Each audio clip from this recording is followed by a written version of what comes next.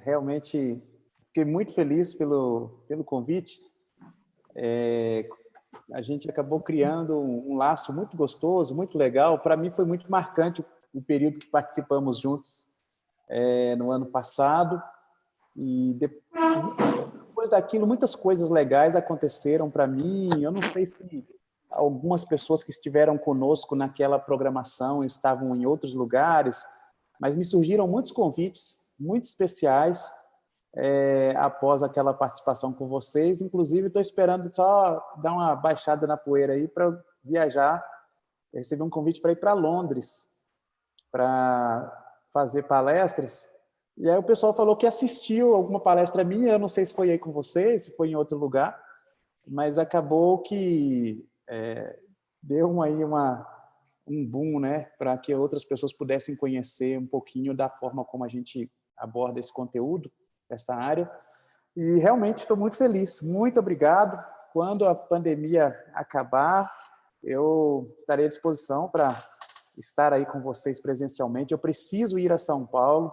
Eu plantei uma igreja em São Paulo em 2010 e nunca mais voltei. Eles me chamam todos os anos para ir a São Paulo, é região leste, mas dando certo, eu vou com todo carinho, porque aí eu aproveito, dou uma passadinha lá, dou um abraço nos irmãos e a gente passa aí também para abraçar vocês e nos conhecermos pessoalmente, né? Bom, eu não preparei PowerPoint, eu gostaria que fosse uma palestra um pouco interativa, quero deixar vocês à vontade. Se quiser anotar no chat aí, se quiser colocar o seu áudio, ligar o áudio, perguntar, falar, contribuir, eu gostaria realmente que fosse um momento mais interativo possível. O conteúdo do que eu vou tentar trabalhar com vocês agora é fruto do quarto livro que eu estou escrevendo, na verdade. A gente escreveu 2 livros para casais, eu escrevi um livro só para homens, e agora estou escrevendo um terceiro livro, que é o quarto, né, da minha série aí, só para casais, e o título é DR, de sucesso para casais. Por enquanto, estou amadurecendo o título, mas o DR vai sair, vai entrar no livro, que é discutindo a relação, né? Então, talvez você já tenha ouvido, tenha falado, faça uso desse termo aí em alguns ajustes do relacionamento, mas, vez ou outra, a gente escuta um casal falando assim, olha, nós precisamos ter uma DR. Precisamos ter uma DR. E esse negócio de DR me inculcou. Aí eu fui pesquisar mais a fundo e descobri que não existem conteúdos específicos sobre DR. Não existe isso. Então, pessoal, alguém usou esse termo para reduzir o termo discutir a relação. E aí eu decidi agora me aprofundar estudando o que está por trás desse DR, que envolve lavar a roupa suja, ter um papo reto, uma série de coisas assim, de outras falas que podem ser sinônimas desta, que é discutir a relação. Tenho percebido, na prática, que discutir a relação não é como um alimento diário, porque um casal não suporta discutir a relação todo dia. Se um casal discute a relação todo dia, é porque esse casal está precisando de terapia. Então, a gente tem que entender DR não só como um diálogo normal e natural sobre a relação. É uma coisa séria, DR é um negócio sério. É aquele momento que tem que ser planejado e não acontecer quando um problema surge. Tem que ser planejado. Então, DR não é tipo assim, o casal teve um choque lá, por palavras, por atitudes, e agora eles têm que ter uma conversa séria para definir o rumo da relação. DR tem que ser um planejamento e tem que acontecer de acordo com o que o casal tem como um plano. Vai ser semanal? Legal, joia, tem um dia, um horário, bacana. Vai ser quinzenal? Vai ser mensal? Só não pode deixar de passar do mês, porque é sempre importante uma DR ou antes ou depois de pagar as contas, ou antes ou depois de receber o salário. Antes ou depois da TPM, que não envolve apenas a mulher, mas envolve o homem também.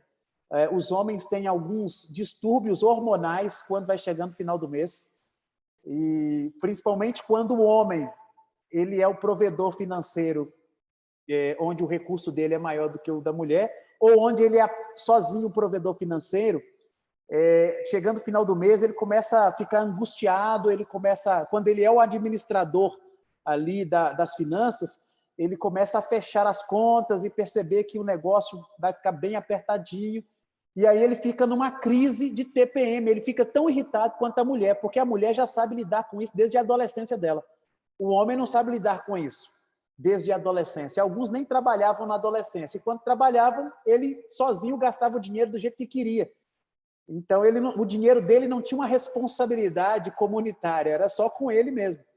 Depois que você se casa, que o dinheiro passa a ter mais de um dono, e você começa a perceber que há um estresse quase que natural. Alguns homens não sabem lidar com isso, eles não sabem nem que isso existe, eles lidam com isso em termos de normalidade, mas é importante que a gente conheça a rotina da gente no mês, para que a gente saiba qual é a rotina emocional que a gente vai ter no mês também. Emoção, eu tenho dito o seguinte, a inteligência emocional é quando você consegue planejar até o que você vai sentir amanhã. Então, amanhã, por exemplo, eu vou à igreja, eu havia comentado aqui, eu vou pregar 5 vezes amanhã. E eu estou eufórico. Eu já sei todos os sermões que eu vou pregar, são 5 sermões diferentes, não são iguais os sermões que eu vou pregar amanhã. Eu estou eufórico, eu já estou pensando no final do primeiro sermão, como que eu vou sair, e quando eu chegar no 5º, eu vou chegar pegando fogo, vou para cima dos irmãos, porque eu já sei que é assim. Quando chega no 5º, eu estou pegando fogo, estou animado, estou empolgado, eu queria que continuasse, queria um 6º, um 7º sermão. Então, quando a gente planeja o futuro, a gente tem que planejar, inclusive, as emoções, algumas delas, pelo menos, né?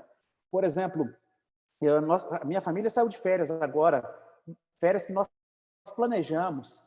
Nós saímos de férias em meio à pandemia, ficamos 20 dias viajando em diferentes cidades turísticas, e vivemos como o Salmo. 1000 caíram ao nosso lado, 10.000 à direita, mas nós não fomos diagnosticados com Covid. Então, foi uma salvação para a gente. Só que a cada lugar que a gente chegava, a ansiedade era enorme, a ansiedade.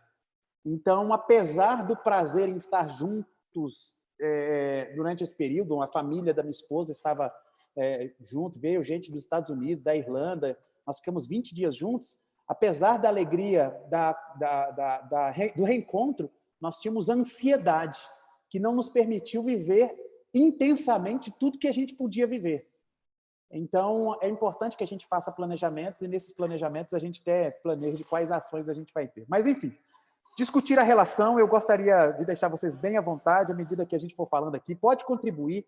Aqui, quando a gente fala de relacionamento, ninguém é dono da verdade. Até porque a maior parte do tempo a gente vive muita mentira no relacionamento. Então, falar que a gente é dono da verdade é uma grande mentira, né? Eu estou escrevendo esse livro, e esse livro é fruto das histórias que eu ouço.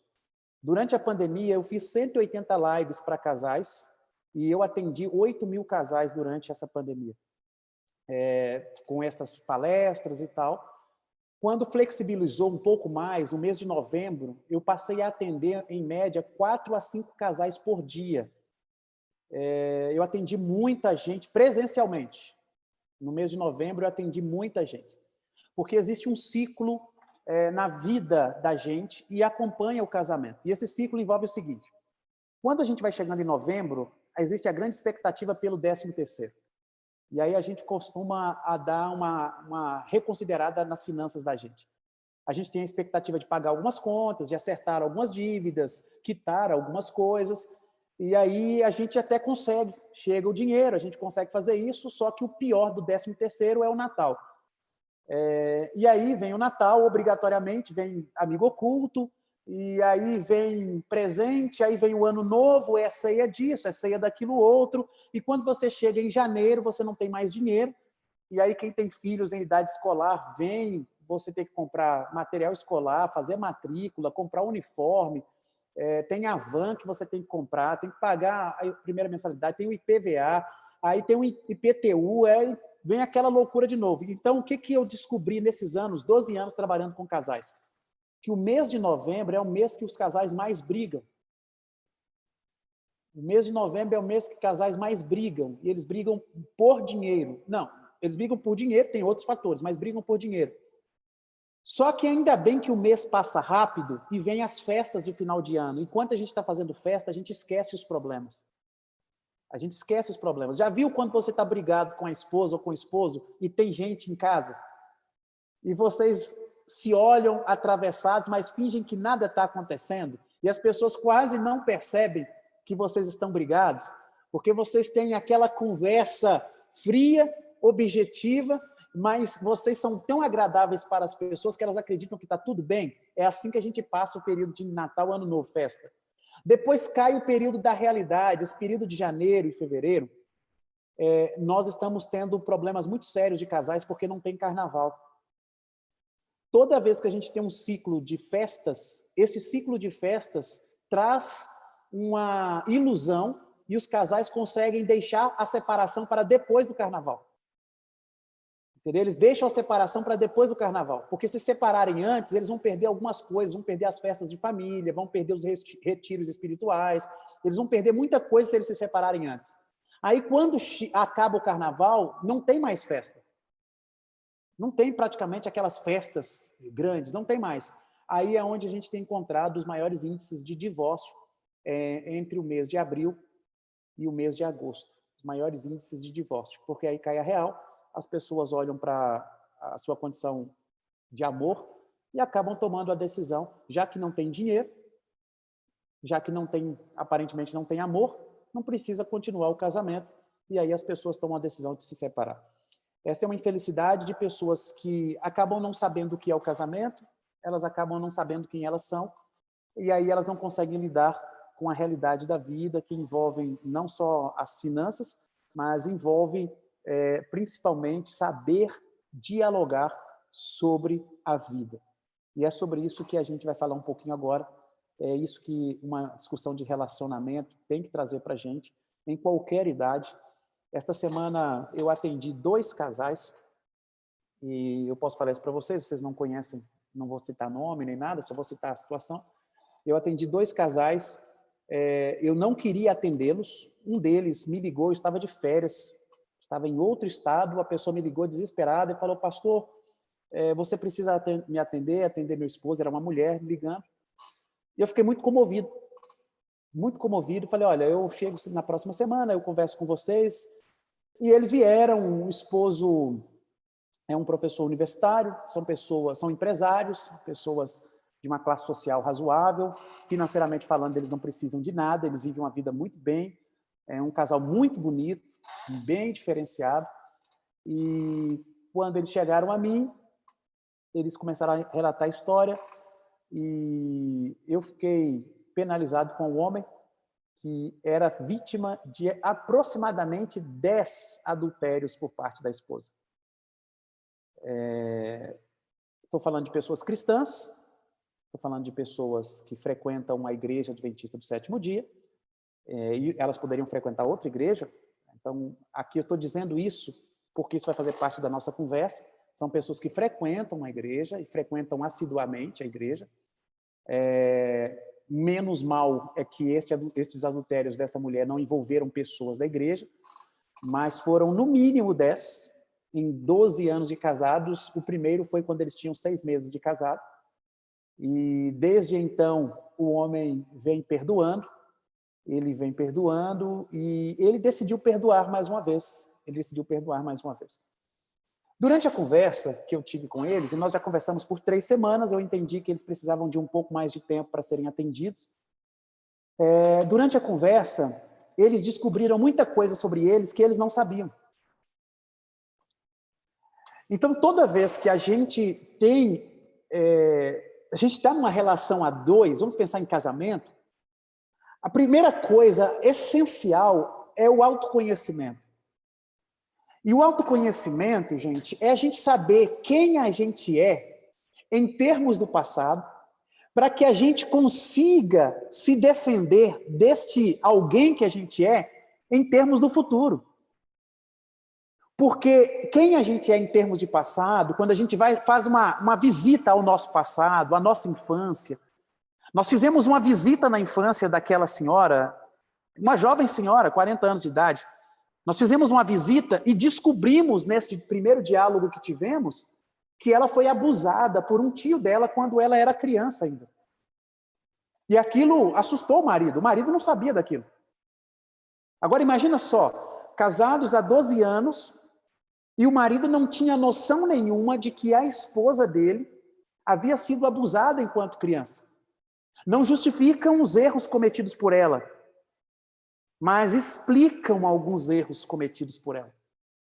Nessa conversa, nós descobrimos, eles descobriram na realidade sobre eles, e eu descobri ao ouvi-los, ela é a última filha de uma família de 9 pessoas, de 9 outros filhos.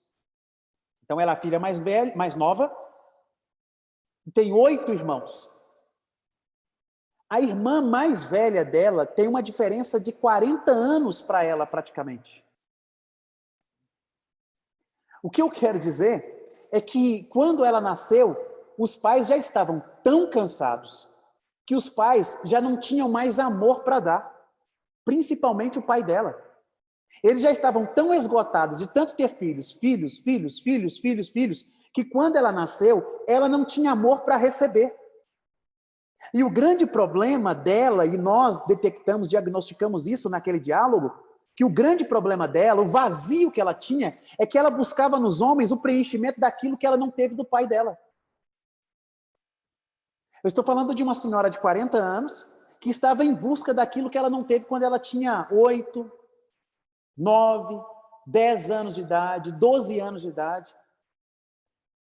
E agora ela precisa reprojetar a vida dela em termos de futuro, entendendo que o marido dela não é o suprimento da necessidade paternal que ela tem. No caso ali, na conversa que nós tivemos, o que foi até muito interessante, é que ela falou assim: pastor, eu não tenho meu marido como meu marido. Eu tenho meu marido como alguém com quem eu me relaciono intimamente, sexualmente, e não tenho muito mais do que isso por ele, não. Então, quando eu olhei para essa relação, a primeira coisa que eu trabalhei com eles foi o autoconhecimento. E a pergunta que eu fiz para eles é: vocês sabem quem vocês são? Vocês sabem de onde vocês vieram, a história de vocês? Como é que foi? As perguntas que eu fiz para eles valem para todos nós aqui também. Quando você pensa no seu pai até 10 anos de idade, quais emoções surgem? Quando você pensa na relação sua com a sua mãe, até quando você tinha 10 anos de idade, quais emoções vêm à tona? Talvez alguém possa dizer assim: mas eu não tive convivência com eles. Não, mas eles foram maravilhosos. É importante que você revisite esse seu passado, porque, assim como diz Shakespeare, tem mais dos nossos pais em nós do que nós imaginamos. E esta é uma grande verdade para a vida inteira. Tem mais dos nossos pais em nós do que nós imaginamos. Por isso que, de vez em quando, nós olhamos para o cônjuge e falamos assim: olha, você parece com o seu pai, você parece com a sua mãe.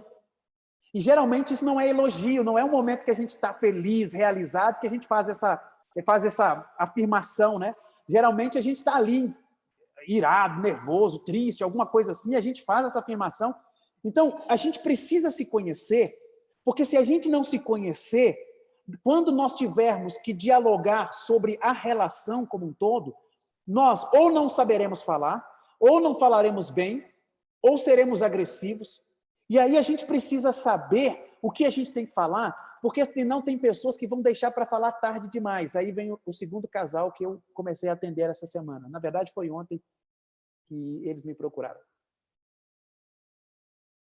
A senhora se encontrou comigo no corredor, me viu, me cumprimentou e perguntou se podia falar comigo. Falei: tudo bem. Eu fui a uma sala aqui do nosso escritório, conversei com ela. Ela começou a chorar, e chorava, e chorava, e chorava, e chorava, e mostrou os pulsos dela, todos marcados. Ela falou: pastor, eu tentei me cortar com tesoura.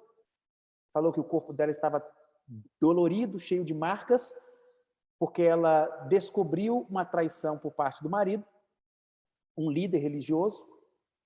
E aí ela descobriu essa traição, e ao descobrir a traição, ela começou a quebrar tudo dentro de casa, quebrou garrafas, copos e ameaçou deitar sobre aquilo. E o marido teve que segurá-la porque ela iria se matar. Ela se descontrolou totalmente ela se descontrolou. Quando ela começou a me relatar este episódio de descontrole da parte dela, eu cheguei à primeira conclusão. Ela precisa de tratamento. O problema principal dela não era aquela traição. O problema principal dela era pior que aquilo que talvez, apesar de a traição não pudesse, nós não podemos justificar nenhuma traição, mas a forma como ela lida com ela mesma dentro do relacionamento empurrou o marido para aquela traição. Empurrou o marido para aquela traição.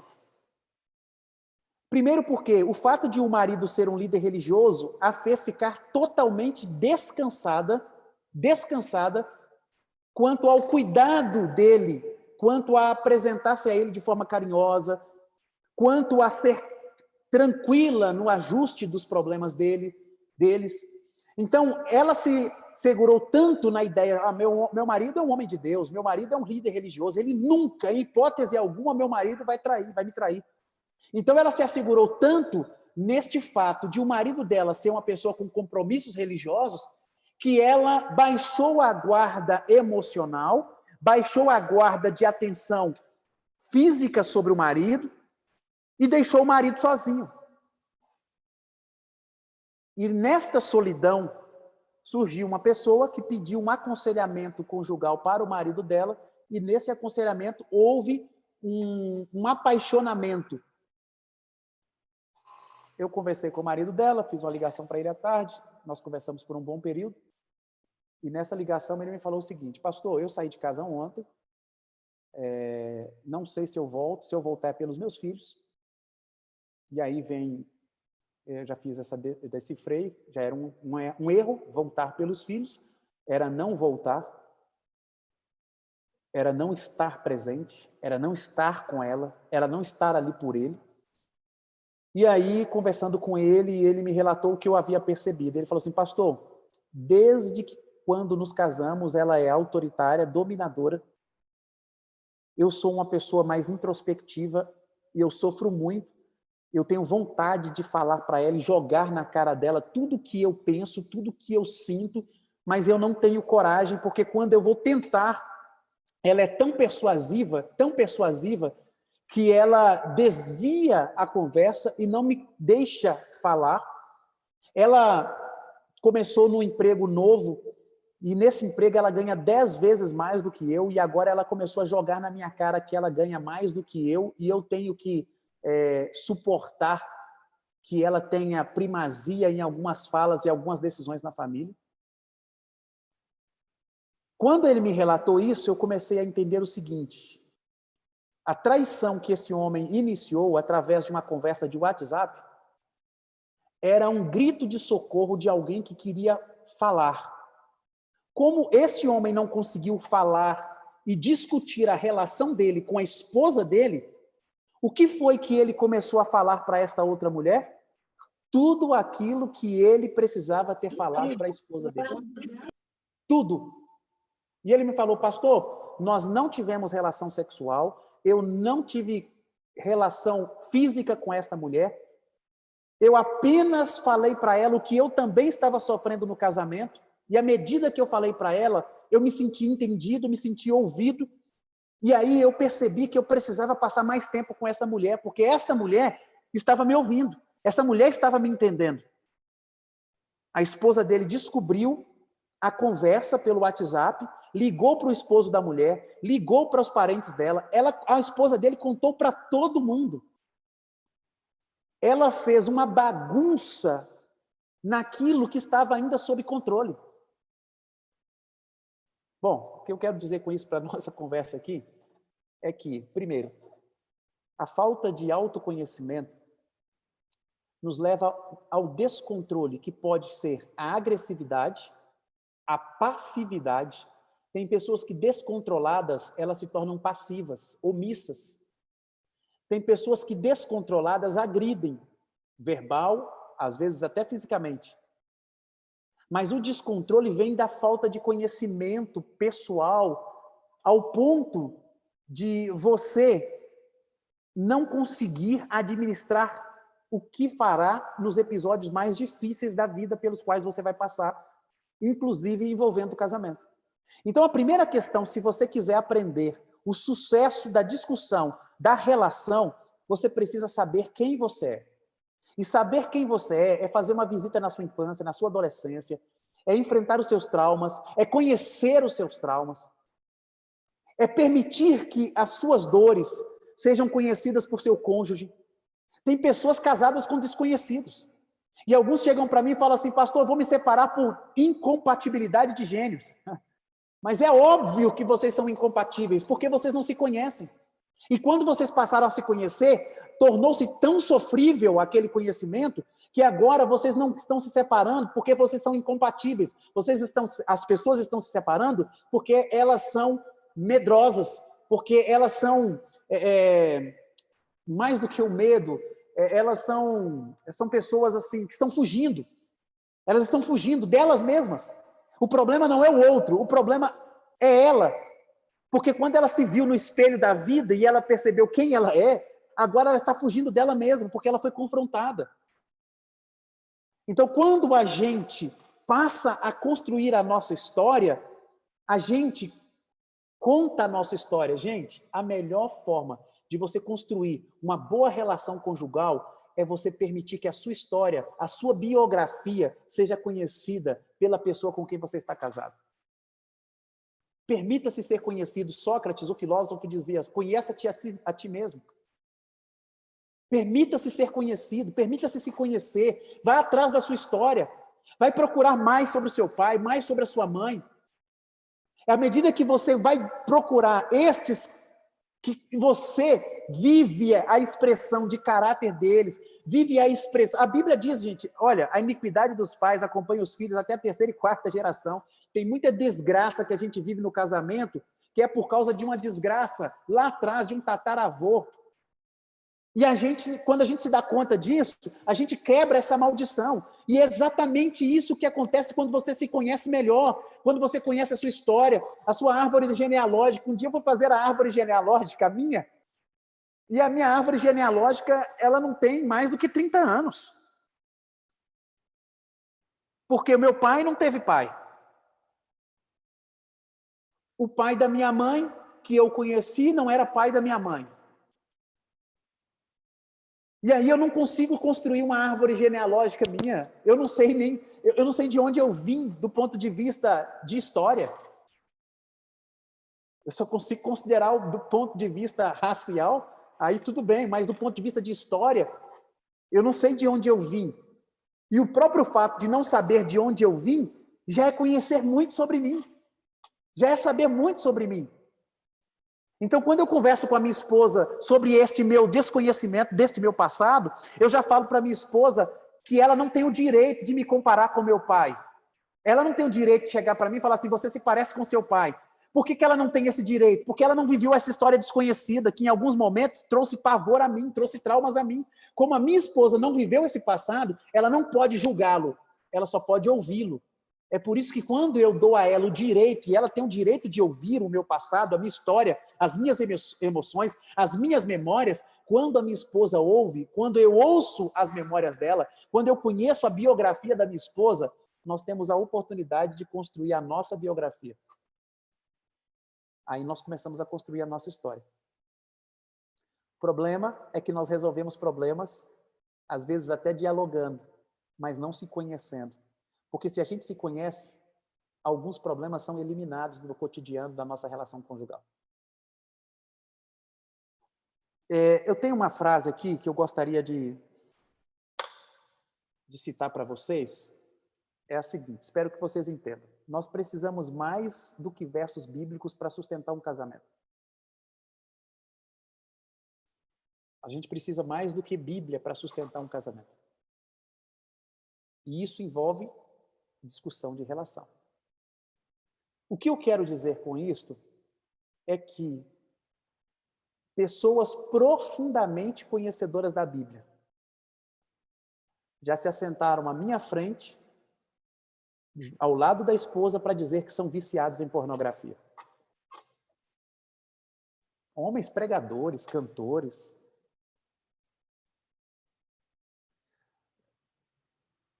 Bom, precisamos mais do que versos bíblicos.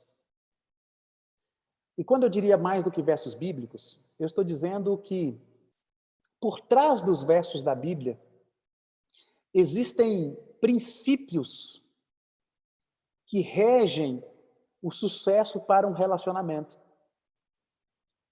Então, quando a gente conhece os princípios para relacionamentos, nós não nos tornamos reféns.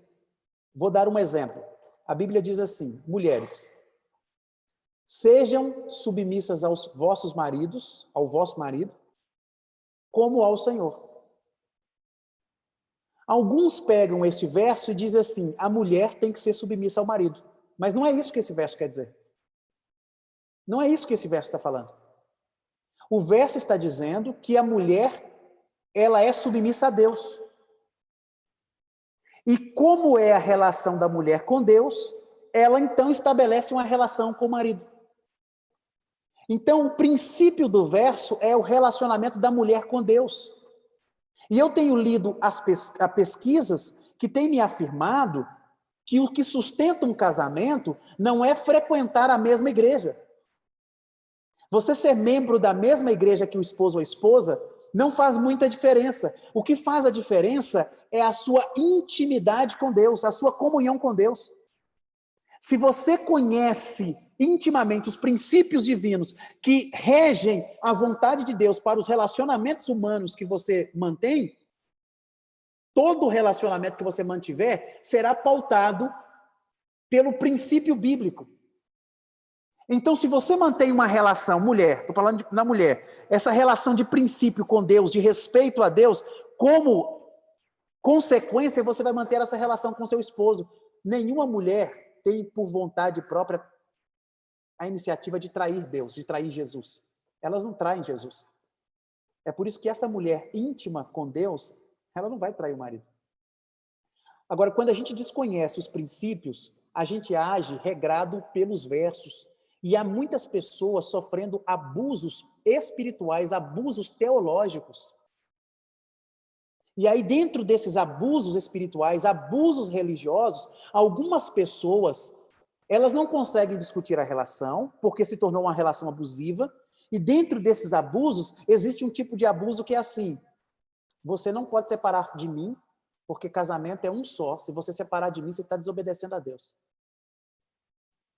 Aí, quando eu falo para as pessoas assim: olha, eu tenho a função de ajudar vocês a restaurarem o casamento. Mas se chegar num episódio que vocês não consigam restaurar, a minha função é ajudar vocês a se separarem. Porque a Bíblia, em termos de princípio, diz: se casou é para sempre, se separou é para sempre.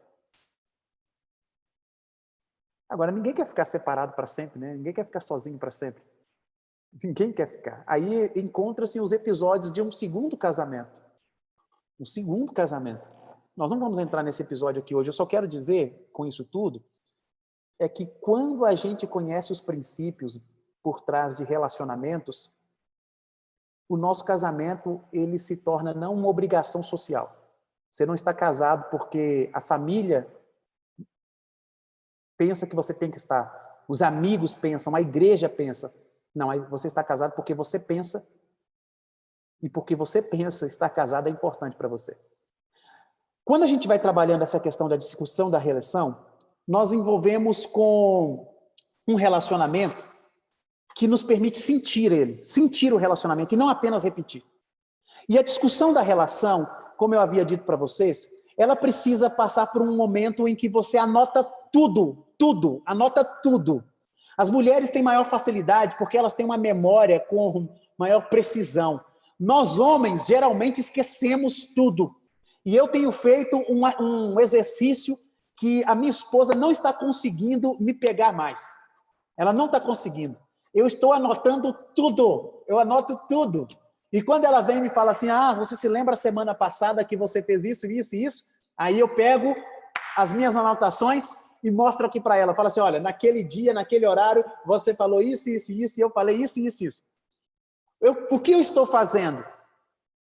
Eu estou dando à minha memória alimento para que eu não seja refém do esquecimento e faça uso de mentiras para tentar convencer a minha esposa de que ela está errada e eu estou certo.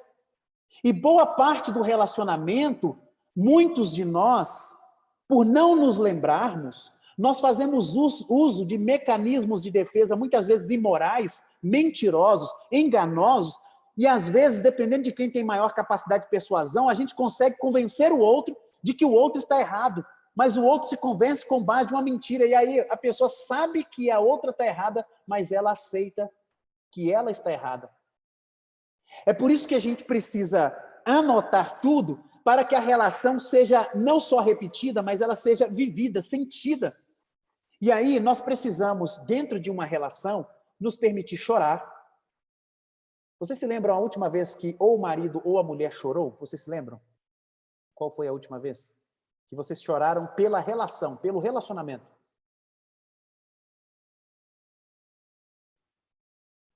Se vocês não se lembram, também não é ruim, viu? Também não é ruim. É uma discussão de relação, você precisa ser você mesmo, você mesma. Você precisa dizer assim, eu não quero, eu não aceito, eu não concordo. Eu. A discussão da relação precisa estabelecer-se com base no pronome. Eu. Primeira pessoa, eu. Eu não quero, eu não aceito, eu não concordo, eu não penso assim. Eu sinto isto ou aquilo. E esse é um princípio extraordinário, quando você vai discutir uma relação, ao invés de você apontar para o outro e acusá-lo, você mostra para o outro como que você foi afetado. E aí você diz, olha, eu me senti triste ao ouvir você falar daquela forma. Então, primeiro você coloca como você se sentiu. E depois você apresenta o que foi que te fez sentir daquela forma. Eu fiquei irritado. Eu fiquei irritado quando você gritou comigo. Você fala o que você sentiu, depois você fala o que provocou aquele sentimento. Assim como a gente também precisa dizer, eu fiquei muito feliz quando você me elogiou daquela forma. Porque discutir a relação não quer dizer que a gente apenas vai pegar o lixo e vai dar um jeito nele.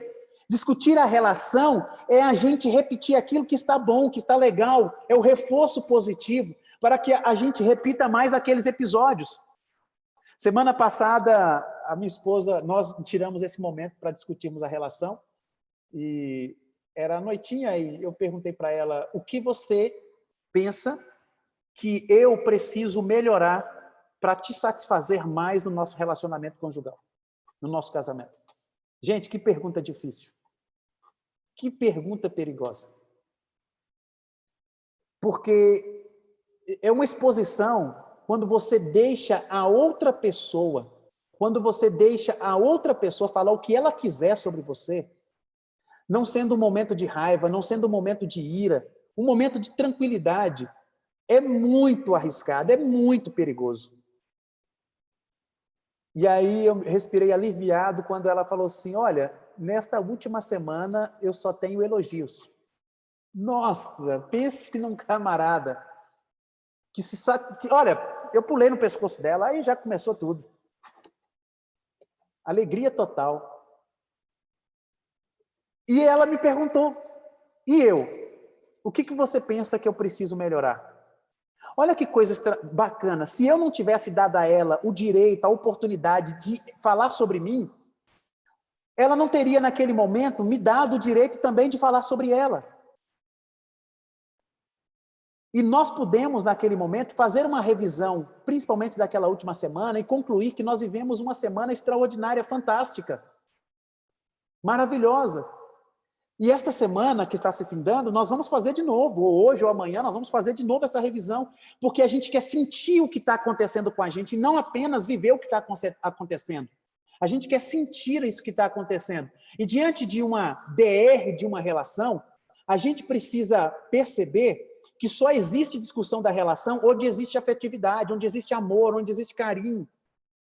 Quando você não discute a relação, é porque este amor, ele está ferido, ele está magoado. Quando você passa pelo episódio de discutir a relação, você se lembra de um detalhe. Eu gostaria agora que vocês pensassem no seguinte aqui. Os sonhos falam muito sobre uma relação, sabiam disso? Agora, os sonhos falam muito sobre a gente. E aí eu te pergunto o seguinte, qual foi o último sonho que vocês tiveram, que você teve, e você esteve junto com seu esposo ou com a sua esposa? A cada noite, nós temos entre 100 e 200 sonhos por noite.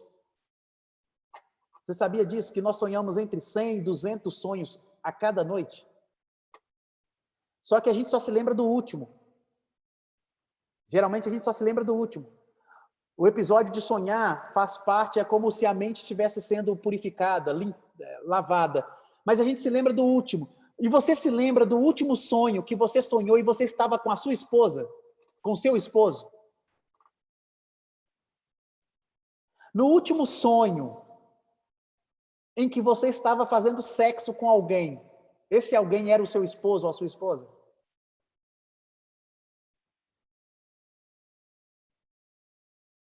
Não precisa responde isso aí agora não, viu? Porque eu duvido que nenhum de vocês, em algum momento, tenha tido um sonho mais caliente, quente. Em algum momento você teve na história. O que eu estou querendo dizer com isso é que há pessoas que têm medo, vergonha de relatarem os próprios sonhos, sonhos assim, noturnos para o cônjuge. Tem pessoas que não falam, tem pessoas que têm vergonha, tem pessoas que têm medo.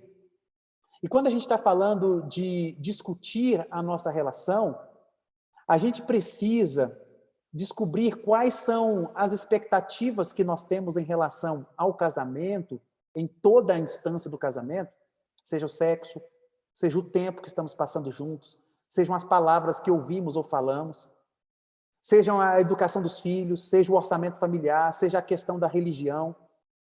Quando a gente está discutindo a relação, a gente precisa visitar cada cantinho do casamento e conversar de modo muito aberto para que a gente se conecte. Quando a gente está discutindo a relação, a gente precisa, nesta discussão da relação, falar de cada coisinha. Bom, como fazer, então, uma DR de sucesso? Estabeleça um dia, estabeleça um horário, estabeleça um lugar. Conecte-se no olhar, olho no olho. E comece perguntando, ou comece se declarando, dizendo o seguinte: eu, fulano de tal, reconheço que nessa semana, ou neste episódio, a minha atitude foi infantil aqui, ou foi imatura ali, foi agressiva tal. Comece uma discussão de relacionamento reconhecendo a falha que você cometeu para que houvesse alguma discussão. Depois pergunte a outra pessoa, ao cônjuge, o que o seu cônjuge acredita que você poderia ter feito para que aquele momento tivesse um outro resultado, uma outra consequência. A discussão do relacionamento coloca o seu cônjuge como seu terapeuta, como seu ajudador. Mas a gente não tem humildade suficiente em todos os momentos para aceitar que o outro nos ajude. Porque a gente está tão envolvido em acusar o outro e fazer com que o outro se sinta culpado, que a gente não se envolve na humildade de permitir que o outro nos ajude. Porque nunca existe um problema que seja de uma só pessoa. Nunca existe um problema, uma falha que foi cometida porque alguém cometeu sozinho, alguém permitiu que aquilo acontecesse. Então, quando a gente vai estabelecer uma relação, uma discussão do relacionamento, a gente precisa entrar nesse episódio onde a gente se coloque, a gente faça uma leitura dos erros cometidos e depois da segunda, terceira discussão da relação, você vai perceber que vocês já não discutem mais uma semana, vocês discutem um episódio. E daqui a pouco vocês vão perceber que o próprio episódio já não terá mais sentido de ser discutido, porque ele será resolvido quando ele aconteceu. E aí a discussão de relação se transformará num planejamento de futuro e não numa perdição de tempo de passado. Se a gente considerar quanto tempo nós vivemos juntos, a gente vai perceber que a gente está vivendo pouquíssimo tempo ao lado do outro. Se a gente for considerar quanto tempo a gente dialoga sobre coisas boas, a gente vai perceber que a gente passa a maior parte do tempo conversando sobre superficialidades. A gente passa a maior parte do tempo conversando sobre esporte, sobre Covid, sobre política, mas a gente não passa tempo conversando sobre a gente, sobre nós. E quando eu falo sobre nós, eu não estou falando apenas de um passado, eu estou falando de futuro. Quem nós seremos daqui 10 anos? Eu faço esse exercício com casais. Alguns casais não conseguem se verem juntos daqui a 1 ano. Eles não conseguem se perceberem juntos daqui a 10 anos. Quando eu pergunto assim para eles, daqui 50 anos, onde vocês estarão? Eles não conseguem se ver daqui 50 anos. Talvez tendo a casa própria, cuidando dos netos, bisnetos. Eles não conseguem se ver daqui 50 anos porque eles não conseguem sair do ontem. Eles estão tão presos no ontem que eles não conseguem enxergar o amanhã. Então, a discussão de um relacionamento se torna saudável quando você consegue ver o futuro. E quando você vê o futuro, você consegue se ver ao lado do cônjuge. Você consegue se ver ao lado da esposa. Porque existem casais que vivem em estados de sofrimento que eles não conseguem se verem juntos para daqui 10 dias, daqui 20 dias, daqui 30 dias. Bom, uma discussão de relacionamento saudável passa por um diálogo que te coloca como um servo, te coloca humilde, quebra o seu orgulho e coloca a outra pessoa, dá a outra pessoa a oportunidade de falar o que ela quiser sobre você. Eu queria ouvir uma contribuição de vocês, uma pergunta, alguma coisa, o que vocês quiserem perguntar, ou quiserem falar, quiserem relatar. Alguém me ajuda?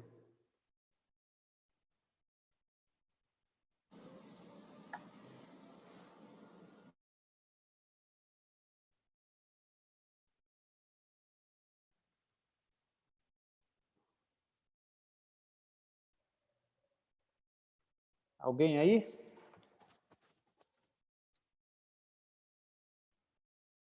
Uma perguntinha. Uhum. Quando não se tem o hábito de fazer as DRs que você está falando, normalmente, quando o casal começa, eu achei que você tem com muitos casais, e geralmente a DR ela é dentro do seu consultório. Uhum. Ela começa ali. Como que se começa isso? Você falou assim, horário, né? Ó, eu tenho encontro com você para uma DR. Uhum. Como que isso é? Ou eu vou, vamos começar uma DR, vamos combinar em fazer. Geralmente alguém tem mais vontade disso. Exato. Não são nem sempre as duas pessoas têm a mesma vontade inicial. Uhum. E aos poucos, é claro que as pessoas vão aprendendo e vão tendo mais habilidade para fazer isso. Uhum. Porque quando você tem alguém que conduz, que já tem habilidade para isso, e geralmente dialoga com o casal já para que haja essa maturidade, eles caminham para isso de uma forma mais, assim, madura no sentido de que tem alguém orientando. Uhum. Porque uma DR pode virar um problema, dependendo de Sim, como isso é levado. sim, sim. Porque isso pode levar para acusações, como você mencionou, isso pode levar para memórias e mágoas e ressentimentos que não foram trabalhados. E então, como lidar com isso de uma maneira assim, que não fique, que não machuque naquele momento, Uhum. né? Que seja leve para um começo e que leve a uma discussão e a outras DRs de uma forma assim tranquila ou de uma forma madura, amadurecendo aos poucos. Muito legal, muito legal. Primeira é que todos nós fazemos DRs, a gente só não sabe o que está fazendo.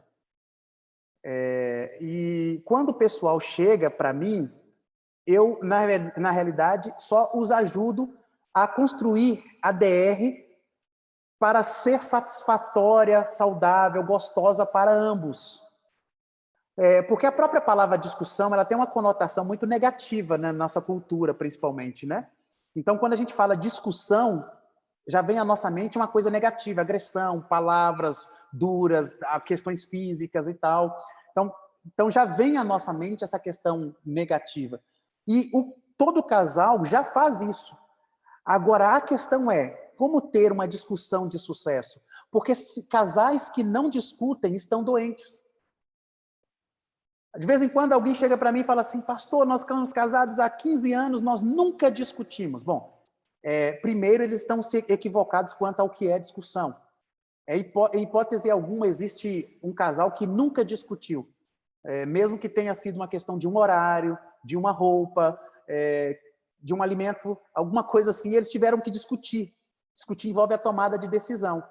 Então, nesse caso aqui, quando eu disse num episódio aqui que o marido ou a esposa precisam se fazer terapeutas um do outro, a importância é que este que tem maior conhecimento de si e às vezes vai ter maior necessidade e vontade de fazer, que comece a fazer intencionalmente, mesmo que para o outro não seja intencional. São algumas perguntas que você vai fazendo em alguns momentos. Você poderia falar como, o que você está achando do meu cabelo?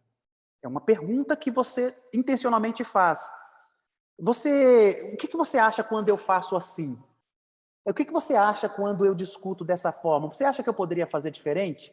Mesmo que não seja consciente da outra pessoa, para outra pessoa, o momento da DR é consciente para uma das partes. E aí, se isso começa a se repetir, a sua opinião começa a ser, a opinião do outro começa a ser mais buscada, você pode transformar um momento agradável quando você fala assim, nossa, eu gosto tanto quando você me dá a sua opinião sobre as perguntas que eu te faço. Agora, se é um episódio de conflito, de confusão, vai acontecer a discussão para a solução. A solução pode ser, vamos pensar drasticamente, pode ser uma separação, pode ser uma reparação, pode ser um perdão, pode ser qualquer consequência. Mas aí, quando há um episódio de conflito, de briga, vocês, antes de a briga surgir, acontecer, você já pode estabelecer como que a briga vai ser resolvida. É isso que eu acho bacana no casal. E eu sugiro para eles isso. Olha, antes de vocês terem a próxima briga, já estabeleçam como que vocês vão enfrentá-la. Olha, se nós brigarmos de novo, eu sou uma pessoa que tem... eu vou falar por mim. Eu sou um camarada analítico. E o cara analítico, às vezes, ele é muito chato, porque eu vejo muito erro. E além de ser analítico, eu sou muito assertivo e autônomo. Eu falo o que eu penso. Então, como eu percebo muito as falhas, e falo o que eu penso, todas as vezes que eu falo o que eu penso, para minha esposa eu estou fazendo crítica. Só que eu não estou fazendo uma crítica no sentido de que eu estou querendo machucá-la. Eu só estou apresentando a minha forma de pensar. E eu descobri que apresentar a minha forma de pensar para minha esposa faz mal para ela em muitos momentos. Então, o que eu trabalhei comigo intencionalmente, e a minha esposa, depois de um certo tempo, ficou sabendo disso. Eu trabalhei comigo não falar. Bom, eu não vou falar. Não vou falar. Me incomodou, aquilo está errado, está equivocado, mas eu não vou falar, eu não vou falar. Para eu não falar, algumas vezes eu saí de cena. Para não ver. Eu saí de cena. Porque saindo de cena, eu não falei e tal, passou. Nós não tivemos uma discussão por uma questão que era mínima, era uma discussão imatura, e aí eu aprendi a ver, não falar e continuar feliz, tranquilo, satisfeito. Só que, depois que eu aprendi isso, nós sentamos e eu falei para ela numa oportunidade, falei assim, olha, eu sou um cara analítico, e por ser um cara analítico, isso é da minha personalidade. Eu posso até moldar, mas não posso mudar. Então, como eu sou um cara analítico, eu vejo muito as coisas e eu falo muitas coisas. Quando eu falar e você não gostar, te machucar, você achar que foi demais, me fala. Porque se você não me falar, eu vou continuar falando. E aí o que é bacana é que quando essa reação acontece, ela me fala, olha, está falando demais.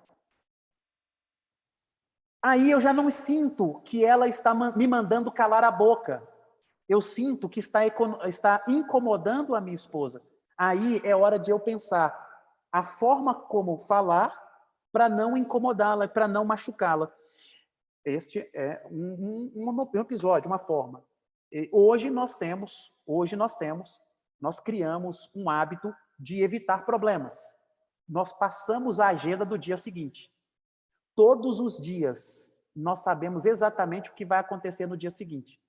E todos os dias nós sabemos que nós vamos nos reunir em um momento para fazer uma revisão de agenda, não do relacionamento.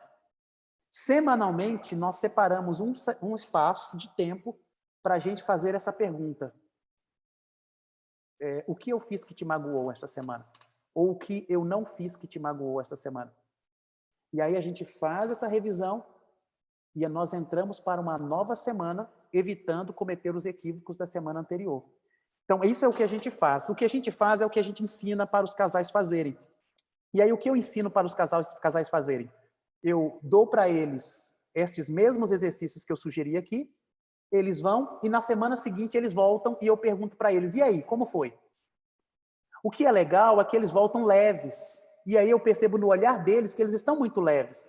Eles estão sorrindo, eles estão de mãos dadas. E aí eu pergunto para eles assim, como foi? Eles me falam como foi. E à medida que eles falam para mim como foi, é um exercício que eu estou fazendo com eles para que eles percebam como foi gostoso. E aí eu sugiro, façam de novo. Depois de 3 semanas, o casal já não precisa mais de mim. 3 semanas eles não precisam mais de mim. Então é algo que se a gente começar a fazer, o hábito, com 3 semanas, ele vai começar a se tornar agradável para a gente. Tá? Agradável. Até aquele que não gosta vai passar a gostar, porque a DR vai envolver elogio. A DR é ruim quando ela envolve só reclamação. A DR tem que envolver assim também o seguinte, olha, mas você é uma pessoa muito carinhosa, você é uma pessoa trabalhadora, você é uma pessoa que cuida bem de mim. Então a DR precisa envolver o reconhecimento do valor que a outra pessoa tem. Porque se a pessoa ouvir só reclamação, que valor que ela vai ter? Porque alguma coisa certa essa pessoa fez. Então ela também precisa ouvir aquilo que de certo ela fez. O nosso problema é que quando a gente discute a relação, a gente só fala do problema, do erro, do fracasso. A gente não acrescenta naquilo o que é bom, o que a pessoa foi boa, o que ela fez de bom, de positivo. Então a gente tem que colocar esse elemento positivo também na discussão do relacionamento. E aí, gente, faço mais alguma pergunta para a gente terminar, gente? Ou falo Muito bem, gente. Muito bem. Pastor, o senhor deu várias dicas aí, né, que acho que para vários casais, para todos os casais, né, que, como que a gente fala, vai ser um exercício bom, né, a gente começar a fazer as DRs planejadas, né. Eu vi aqui que uma coisa que o senhor falou, da gente bater a agenda, né, isso é a melhor coisa que existe entre o casal. E é para a gente conversar melhor. E uma das coisas que o senhor conversou, que o senhor falou que o senhor faz com a sua esposa, eu faço com o Alceu também, que é o que isso sou eu, porque eu sou como o senhor. Eu sou muito de falar também, eu sou analítica ali também. Então eu às vezes eu vou falar e eu acabo magoando. Eu percebia isso, né? Depois, e eu também sou muito de perguntar. E aí, o que eu fiz para que eu te magoei? Eu falei alguma coisa que eu te magoei na semana? Porque às vezes a gente está tão esquentado com o corre-corre do dia a dia, né? Que a gente acaba falando coisas que a gente magoa um ao outro. Exatamente. Alguém do grupo, alguém aí quer fazer uma pergunta a mais para o pastor? Antes de encerrarmos. Antes de encerrarmos, está aberto, gente. Pastor, uma coisa que eu fiquei admirado aqui, que é essa pesquisa que o pastor fez, além da pandemia, que a gente vê os excessos de divórcio e briga, É o mês de novembro, pastor. Isso para mim é uma novidade. É um período em que, conversando com alguns amigos que são psicólogos, é o período que eles mais ganham dinheiro. Eles atendem muito nesse período, É uma questão, assim, se você olhar, alguns aí trabalham em escola, novembro é um período tenebroso na escola.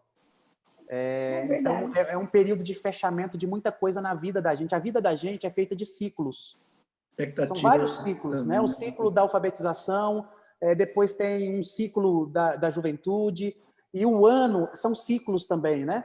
É aquele ciclo mensal que envolve salário, por exemplo, envolve o ciclo semanal, que envolve o nosso descanso semanal. Como a vida da gente funciona em ciclos, a gente precisa saber que vai chegar aquele mês, o novembro não chega só para o casal que brigou lá, chega para mim também. Então, para que chegue para mim e eu não viva os dramas que aquele casal viveu, aí eu já me antecipo. Opa, novembro está chegando aí, vou me preparar melhor para novembro.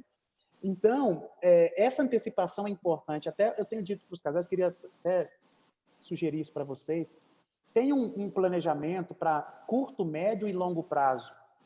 Se você puder, até deixar esse planejamento exposto em algum lugar, de alguma forma, isso é tão legal, gente, porque quando você olhar para daqui 50 anos e pensar assim, não, daqui 50 anos nós vamos morar nesse lugar, uma casinha assim, vocês vão construir, durante 50 anos vocês vão viver juntos, trabalhando juntos por um projeto comum. Quando você não tem o que construir em termos de futuro, você não tem o que viver no futuro, ou ir com essa pessoa para o futuro. E uma outra coisa, olha só, futuro, planejamento, sugestão para vocês. Tenham fotos em casa. Tenham um espaço onde seja o lugar das fotos, onde você viajou, as festas que você fez, onde você caminhou. É tipo um mapa da sua vida, sabe? Aí você pega a foto de 1 ano de idade, 2 anos de idade, quando você casou, quando os filhos nasceram. Pega e construa a história da sua vida com fotos e deixe um espaço que você saiba o seguinte, esse espaço ainda é o futuro. Esse espaço aqui, as fotos ainda vão preencher esse espaço aqui. Porque você olha para o passado e a gente só tem foto de momento feliz. Eu não tenho nenhuma foto de um velório. Eu não vou lá e tiro uma foto, faço uma selfie, fiz aqui uma selfie com meu avô que morreu. Entendeu? Eu não vou fazer nada disso. Mas a gente tem fotos de uns momentos alegres. Então, quando você se vê na foto, você se lembra. Quanto mais fotos de vocês casados, em casa, em momentos, em lugares estratégicos, você vai se ver, você vai lembrar, e a memória vai te conduzir emocionalmente para um momento de alegria no casamento e vai te fazer pensar assim, meu casamento não tem apenas 1 dia, 2 dias ruins, ele tem centenas de dias felizes e alegres. Entende? Então, a gente precisa usar esses gatilhos de memória para a gente se encontrar. Um outro elemento, tenham espelhos na casa de vocês, em vários lugares na casa de vocês. Porque à medida que você se vê, abraça a sua esposa ali, juntinho, porque quando você se vê, você constrói uma autoestima saudável, você passa a se gostar. A fotografia é uma forma de você se ver no espelho. Só que a fotografia você sempre se vê acompanhado, você geralmente se vê acompanhado. Né? Então, quando você tem esses elementos que faz a sua memória sempre repetir coisas saudáveis e coisas gostosas, aí você deixa esse espacinho para o futuro, você vai querer viver um futuro com base na memória gostosa do passado. Então, ficam aí também algumas sugestões bem legais. Mais alguém? Uma pergunta. Pastor, boa noite. Boa noite, pode falar. Eu não sei, acho que... Pode falar. Quem que queria falar aí? Pode falar primeiro, depois eu falo. Ok, obrigado. Eu entendo assim que todo casal tem uma rotina. E as suas colocações, pastor Marcos, elas, ao meu ver, funcionam como um espelho. Eu preciso olhar e perceber onde, dentro da minha rotina do casamento, eu posso amadurecer. E eu preciso sentir necessidade desse amadurecimento, porque quantas boas palestras a gente ouve, entra por um ouvido, sai por outro, e nada acontece em nossa vida. Então, o que a gente percebe, assim, os casais que procuram uma terapia, os casais que procuram um encontro de casais para ver se muda alguma coisa na sua vida, eles saem de lá diferentes da maneira que foram. Mas quando a gente participa de um encontro como esse, tendo a ideia de que sou abastado, tenho tudo e de nada tenho falta, não há mudança. Agora, uma coisa é certa, dentro do nosso casamento existem rotinas, e às vezes essas rotinas, por um momento da vida, elas foram importantes, mas neste momento precisa haver uma renovação, algo diferente. E aí entram essas dicas que você tem dado, o seu jeito mineirês, tranquilo de falar, né? E às vezes pega um baiano como eu, arretado, meio sanguíneo, e aí eu vejo muita coisa que eu preciso amadurecer e melhorar dentro do meu relacionamento. Né? Olha então, que bacana. Quando você fala, a sua esposa, ela tem qual tipo de temperamento? Você falou que ela é tranquilinha, viu? Nossa, é uma bênção. É o oposto meu. Isso é ótimo, né? Isso faz bem para vocês, né? Imagina dois sanguíneos juntos, né? Agora, a sua fala é muito interessante, a rotina, gente. Toda a vida da gente é sustentada de rotinas. Tem a rotina do trabalho, você tem a rotina do lar, do casamento, tem a rotina com os filhos, tem a rotina com o cachorro, a rotina com os amigos. Então, são muitas rotinas dentro de uma vida. São muitas rotinas dentro de uma vida. Então, a gente precisa sempre, em todas elas, mudar alguma coisa, alterar alguma coisa, para criar uma nova rotina e renovar a rotina. Porque você falou assim uma questão muito interessante, gente, os casais que eu trato, que eu trabalho com eles, boa parte, eu diria que a maioria deles, o problema que surge, que criou uma novidade, e ali, às vezes até um adultério é uma novidade, foi uma busca de algo diferente. O casal que criou uma novidade e acabou se confrontando, se chateando, é porque eles estavam numa rotina tão rígida, mas tão rígida, que eles tinham vergonha de conversar diferente do que eles vinham conversando. Eles tinham vergonha de se vestir diferente. Entendeu? Era sempre o mesmo pijama, como eu digo, né? Sempre a mesma camisa da igreja que você ganhou no encontro X. Né? Tem gente que usa só a camisa da igreja para dormir, que vira pijama. É tanta camisa da igreja que a gente ganha que vira pijama. E aí a pessoa se acostumou tanto com aquilo que o dia que a outra pessoa aparece nua, despida na frente dela, ei, vai vestir roupa, por que você está desse jeito? Entendeu? Aquilo que é novo se torna anormal e se torna agora rejeitado. É rejeitado aquilo que é novo. Então a gente precisa estabelecer na rotina o hábito da novidade. E sabe qual é o hábito da novidade? É, às vezes, uma caminhada que nunca aconteceu. Vamos caminhar juntos? Às vezes é ir tomar um sorvete que há muito tempo que não se toma. Vamos tomar um sorvete ali? É uma coisinha diferente, é um abraço que há muito não se dá. É um beijo daquele jeito na frente das crianças que há muito não se dá. Porque as crianças até ficam, ai, que nojo, tal, aquela coisa toda. Sabe, é uma coisinha, às vezes, gente, a quebra da rotina não envolve dinheiro. A quebra da rotina envolve só uma atitude. Você citou muito bem, é só uma atitude. Poxa, eu vou mudar. E detalhe, quando a gente muda, a gente fica viciado na mudança e a gente começa a experimentar sempre coisas boas, coisas legais, coisas jóias. Eu vou aqui, nós não vamos tratar desse assunto, mas tem casais que sempre fazem sexo do mesmo jeito. Sempre fazem sexo do mesmo jeito, sempre fazem sexo no mesmo lugar, sempre fazem sexo no mesmo horário. Sabe? E é incrível esse negócio. Eu falava com um casal, eu falei assim, gente, vocês vão para casa agora, dei um exercício para eles, vocês vão para casa hoje e vocês vão fazer sexo. Ah, pastor, como é que esse negócio está dando esse tipo de exercício? Vocês vão fazer sexo com a luz acesa. Com a luz acesa. Ah, não, pastor, porque eu tenho vergonha porque eu acho que quando eu me despir, Deus não pode me ver pela... Eu falei, filha, deixa eu te falar um negócio. Você está precisando saber quem é Deus, que quando criou Adão e Eva, peladões lá, Deus estava vendo todo aquele negócio lá. Então, tem gente que tem medo de acender uma luz e quebrar a rotina. Então, quando a gente quebra a rotina, não é só a rotina que a gente está quebrando, a gente está quebrando um ciclo, de ideias equivocadas que estão trazendo ao casamento um nível de satisfação abaixo da capacidade que nós temos. Gente, olhando aqui para vocês, todos nós merecemos ter um casamento que cada vez nos traga um êxtase, não só quanto à questão sexual, mas a qualquer outro tipo de episódio, traga a gente um êxtase, vontade de estar junto, abraçar, de cuidar, sabe? Nós merecemos isso. Aí vem o princípio, como eu disse no início, o princípio bíblico é de felicidade plena para a gente. Se Deus tem um princípio bíblico de felicidade plena para quem está casado, vou te falar uma coisa, não ser feliz é pecado. Então, seria gente, isso. Bom, o horário passou, tá uma maravilha. O pastor tem que pregar amanhã 5 sermões. Pastor? Vamos fazer assim.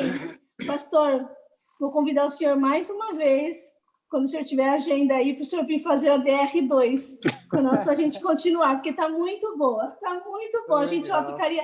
Gente, tenho certeza, a gente ficaria mais 1, 2, umas 3 horas aqui conversando com o pastor agora, né? Então, assim, pastor, eu agradeço de coração que o senhor aceitou o convite, a abertura nossa, né, a nossa volta da Academia do Amor. Então, assim, foi maravilhoso.